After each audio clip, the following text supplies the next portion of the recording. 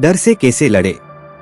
आइए दोस्तों, आज आपको डर पे हिम्मत की जीत कैसे होती है इस कहानी से समझाते हैं।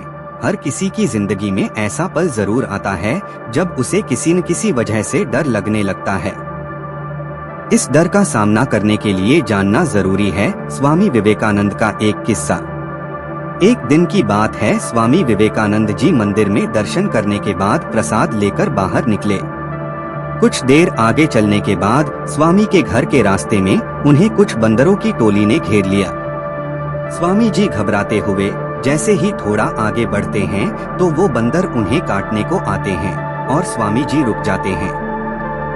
काफी देर तक स्वामी विवेकानंद ने आगे जाने की कोशिश की, लेकिन वो ऐसा कर न पाए। आखिर में स्वामी विवेकानंद जी उदास होकर वहां से वापस मंदिर की ओर लौटने लगे। उनके हाथ से प्रसाद की थैली को छीनने के लिए बंदरों की टोली भी उनके पीछे पीछे भागने लगी। स्वामी डर गए और वो भी डर के मारे दौड़ने लगे। दूर से मंदिर के पास बैठा एक बूढ़ा सन्यासी सब कुछ देख रहा था। उसने स्वामी को भागने से रोका और कहा, सुनो पुत्र, रुको। तुम्हें इन बंदरों से डरने की जरूरत नहीं है। तुम इस डर का सामना करो और फिर देखो क्या होता है।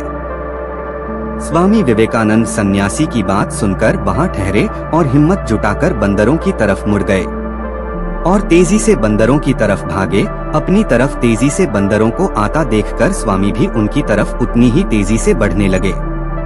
बंदरों ने जैसे ही स्वामी विवेकानंद को अपनी तरफ आता देखा तो वो डरकर भागने लग गए।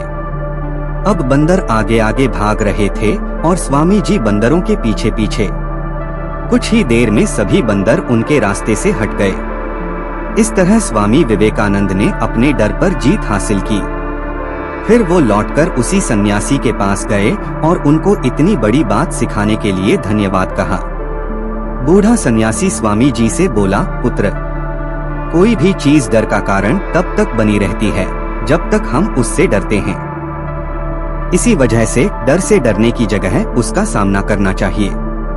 ऐसा करने से डर भाग जाता है। तो दोस्तों, कैसी लगी आपको हमारी आज की ये कहानी? ऐसे ही कहानियों के लिए चैनल को लाइक, शेयर और सब्सक्राइब करें।